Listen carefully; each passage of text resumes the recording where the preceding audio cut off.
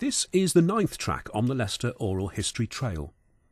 Highcross Street used to be Leicester's main street and is one of the most historic areas in the city. Richard III spent his last night alive here. Masonry from the old city jail survives in a wall, and a cross in the road marks the spot of the medieval Highcross. Albert Lynn recalls the early days of coach travel from the Hat and Beaver Pub, while Amy Weston describes the area before the 1960s, when it was still residential and the Great Central Railway was only a whistle away.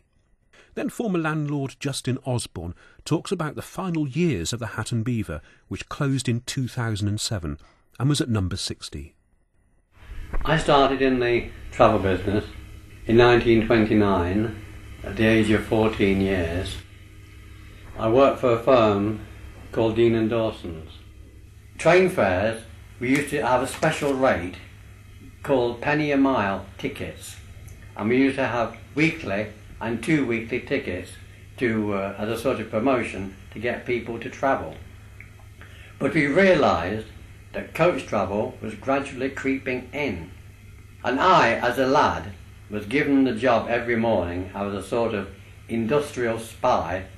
We realised that these coaches were beginning to operate from Leicester, and the place they started from was the public house yard in Highcross Street. I think the public house concerned was the Hat and Beaver.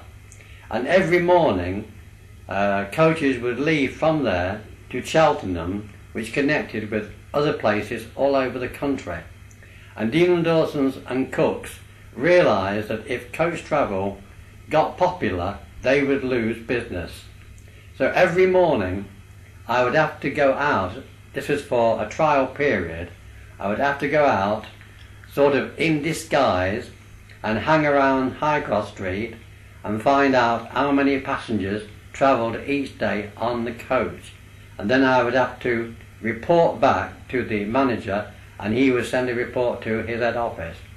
When I see St Margaret's bus station now, see the thousands of people there and the number of people leaving every day, I look back and think of the first long-distance coach that operated from Highcross Street.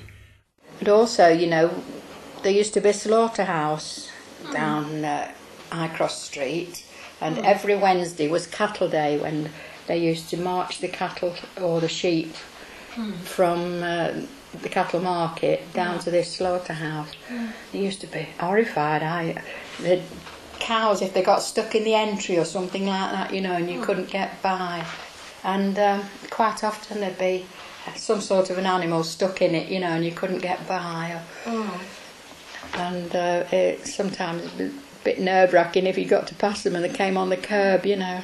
And also, of course, when the circus or anything was in town, they all came in from the central station, and all the animals used to come up Central Street by the bottom of our street. The lady next door to us, she used to run out with buns for the elephants. The place hasn't really been altered since the late 60s, early 70s, including the carpet at the back, which is probably older than me. Otherwise, the place has a row of tunnels and running around it, which have all been bricked in over the years, but that would probably be because of the prison over the road, the original prison being over the road, which you can also see just there because it's listed. There was a small part of listed stonework sitting there. The whole area's riddled with tunnels around here that have been filled in over the years. It's one of the oldest parts of Leicester, as you can imagine, with the Guildhall and everything. It's quite a nice pub in some ways. It's just out of the beaten track.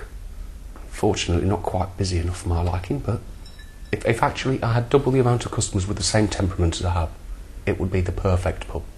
And it's very much a local's local. Some people have been coming in here for 20 years and never actually been into the back room. Others seldom come into the front room, and it's very much a split of trade that way.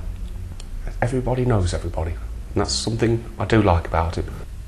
Mainly games players, within things like the skittles, the darts, dominoes, anything like that. Unfortunately, the days of people using pubs like this are going. There's an awful lot of competition now, and people want different things.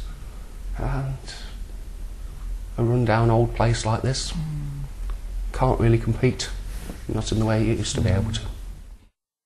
Incidentally, the tunnels Justin mentioned are probably no more than bricked-up cellars, but there have always been stories of tunnels in this part of the city. For the next stop, move towards the High Street, cross over and walk on for a few metres to the BBC Radio Leicester building.